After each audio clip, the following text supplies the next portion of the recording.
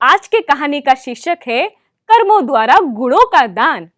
आपने सुना ही होगा, साहूकार व्यक्ति दान देता है तो कभी पैसे का, कभी वस्तु का, कभी भोजन का।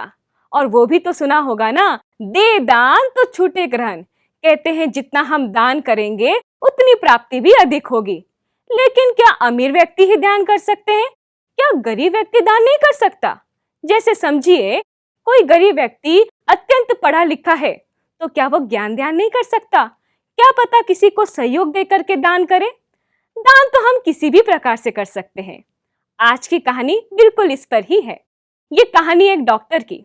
डॉक्टर कुछ अपना कार्य करने में बहुत ही ग्रस्त था, तभी उसको फोन आया कि डॉक्टर साहब, अस्पताल में एक इमरजेंसी आई हुई है, आपकी जरूरत है, एक बच्चे का ऑपरेशन करना है, आप प्लीज आ जाइए। डॉक्टर ने नर्स को कहा, ठीक है, तुम ये सारी तैयारी करके रखना, ऑपरेशन थिएटर में ये सारी सामग्री रेडी रखना, मैं बस अभी आया कि आया।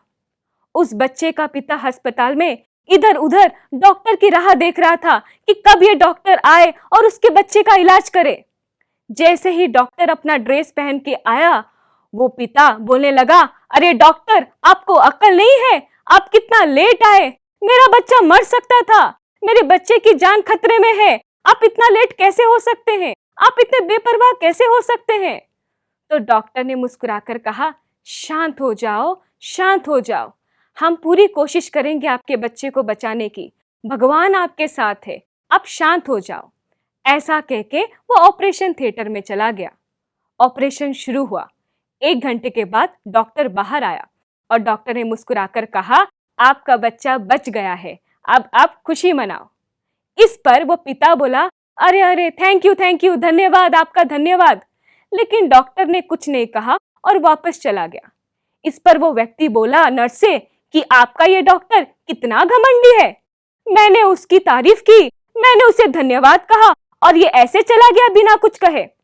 तब नर्स ने रोते हुए कहा, अरे भाई साहब, आपको पता नहीं है, कल रात को इनके एकलौते बेटे की एक्सीडेंट से मृत्यु हो गई।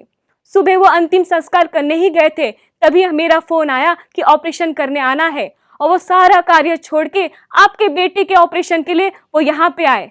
अभी वो कार्य सफल करने के लिए ही वहां पे गए हैं, वो अपने बेटे का अंतिम संस्कार करने गए हैं।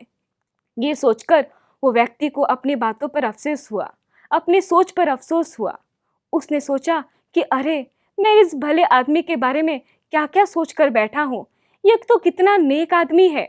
आज से मैं प्रण लेता हूँ, कभी बिना बात के, बिना सूझबूझ के मैं किसी पे क्रोधित नहीं होऊंगा और मैं हमेशा शांत रहूंगा और सबसे अच्छे से ही बात करूंगा। तो देखा भाई और बहनों, कैसे इस डॉक्टर ने अपने शांतता के स्वभाव से दूसरों को शांति का गुण दिया। तो आपको भी वही गुण को अपनाना है। आप अपने कर्मों द्वारा किसी को भी प्रभावित कर सकते हैं। अगर आप अच्छे गुण अपनाएंगे तो आपको देखने वाले, आपके साथ रहने वाले भी उस अच्छे गुण को जरूर अपनाएंगे। धन्यवाद।